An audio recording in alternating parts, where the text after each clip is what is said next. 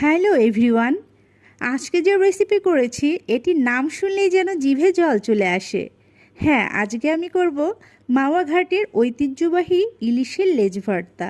তোমরা নিশ্চয়ই অনেকে খেয়েছো, আমিও খেয়েছি একবার। তারপর থেকে আমি সবসময় বাসায় বানিয়ে খাই এটা।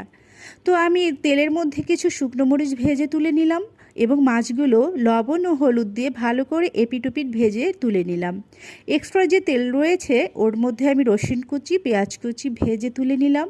এরপরের কাজটি খুব সাবধানে করতে হবে, মাছ থেকে কাটা আলাদা করা।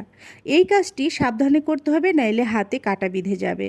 তো আমি সব কিছু ভালো করে মাছগুলো বেছে নিয়ে সব একসাথে মেখে নেব। তোমরা যদি ধনেপাতা দিতে চাও দিতে পারো, আমার হাতের কাছে ছিল না তাই আমি দেইনি, তাতে আরও টেস্ট দ্বিগুণ হয়ে যাবে।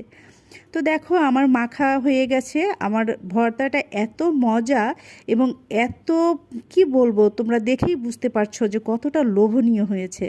নিশ্চয়ই তোমরা এটা বাসায় করে খেয়েও, যারা খেয়েছো তো খেয়েছো, যারা খাওনি তাদেরকেও বলবো তোমরাও ট্রাই করে দেখো।